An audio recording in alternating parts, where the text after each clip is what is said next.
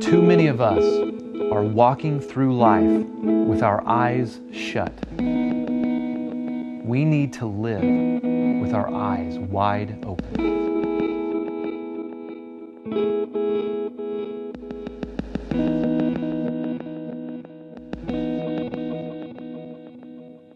You know, we will all face questions in our life. It's going to happen. And many times the problem is it freezes us and we're scared of some of those questions. We look at them as obstacles. See, I don't believe that. I believe questions that come up in our life are meant to be springboards to take us into deeper knowledge and understanding and experience of real truth. You know, one of the biggest questions people have is the question of the beginning of life, the beginning of our universe. And this is a question that has been around for centuries, and very brilliant people have asked that and tried to find out what the deal is. You know, there's two theories that are really popular.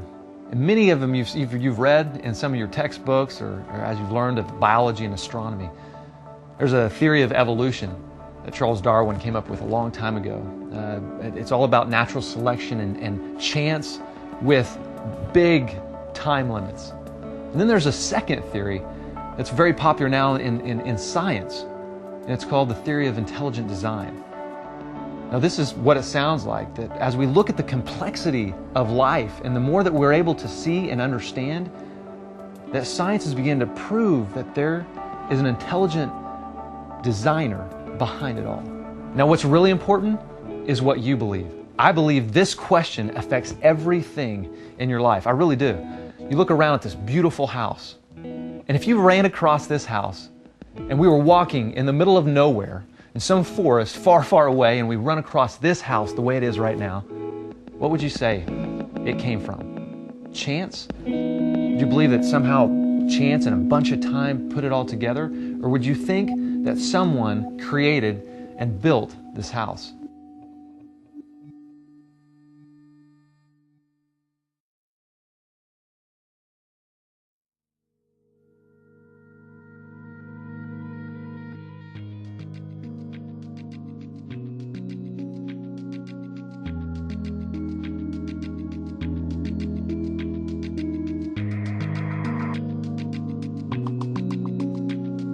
Darwin couldn't see all the specific details of the cell because it was so small in 1872 they had no way of looking.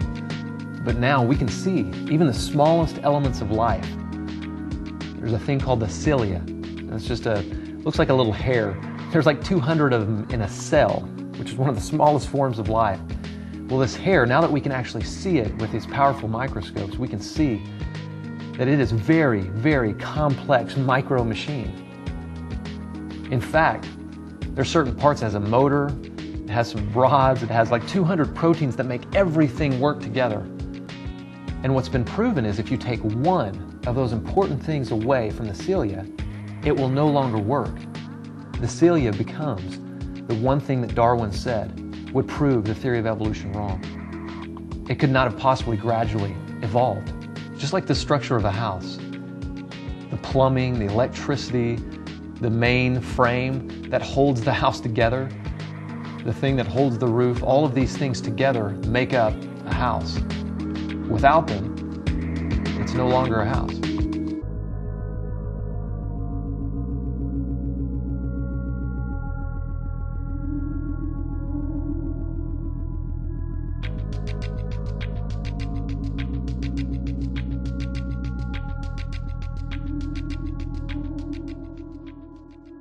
What if you walked up on these designs and architectural drawings for this house that we just saw? Would you think, man, this just came about by chance, or would you think, obviously, somebody drew these out? Did you know that inside of each one of you, there's a thing called DNA? I'm sure you've heard about it in your schools, but here's what's incredible about this little piece of life. See, DNA is in every one of your cells. There's like 6 foot of DNA in every cell in your body, and you have 100 trillion of these cells in your body. What's amazing about it is DNA has information. Now, that might sound simple, but information comes from somebody that puts it down. When you look at an architectural design and you see it drawn out, no matter how simple it is, we know someone drew that out. Well, DNA is the actual information for your build. It's like the architectural designs to you and to all of life.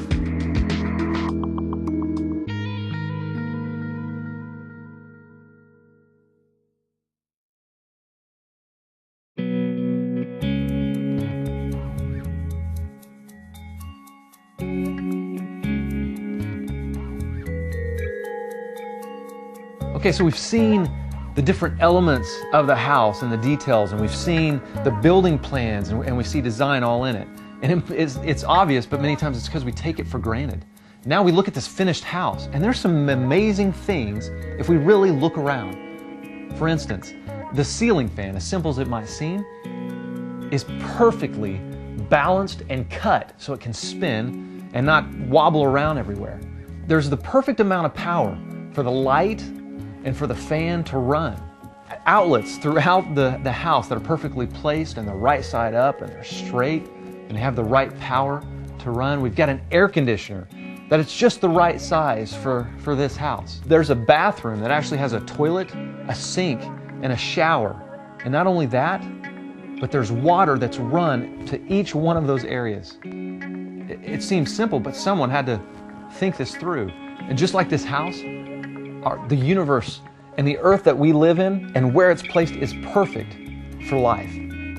Like oxygen in our atmosphere is just the right amount for life to happen. Even the orbit of the earth and all the planets are in a circular motion, which is very unique and exactly what is needed for life to happen. Our place in the solar system is perfect. Our distance away from our sun is perfect.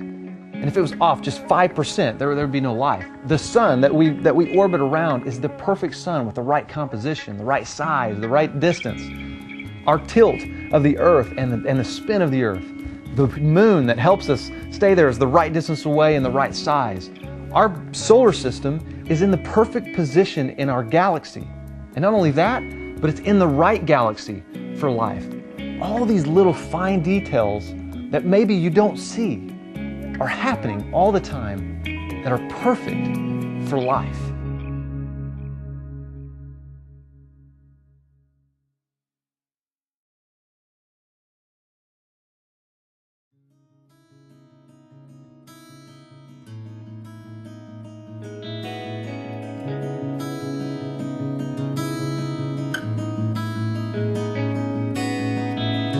So here's the question.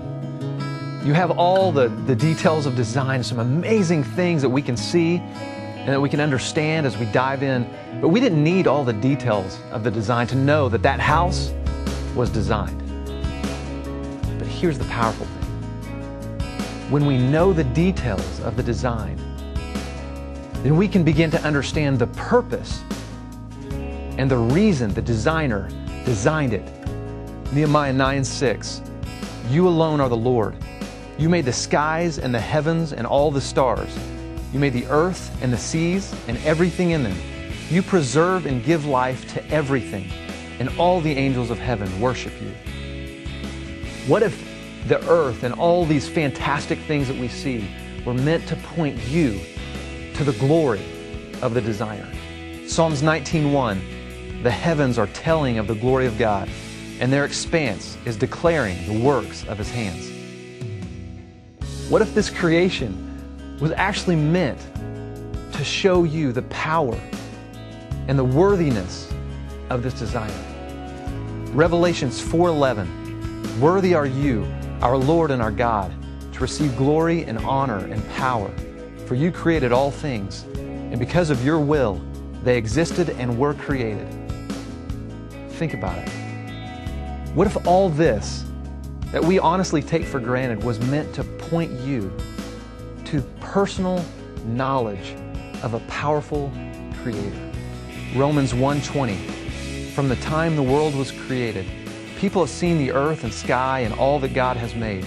They can clearly see His invisible qualities, His eternal power and divine nature, so they have no excuse whatsoever for not knowing God." See, I believe that all of this, it was meant to point us to a powerful and a very personal God, so that we could not just find truth, but we could know truth, and truth could change our lives. Jesus said, I'm the way, I am the truth, and I am the life. And nobody comes to the Father, comes to that powerful, perfect, worthy Creator, except through me. And in John 1:2-4, we see that not only is Jesus God, but Jesus was there in the beginning. And it was through Him that everything was created. And in verse 4, He says, life itself was in Him, and this life gives light to everyone. It gives light to you. Do you see it?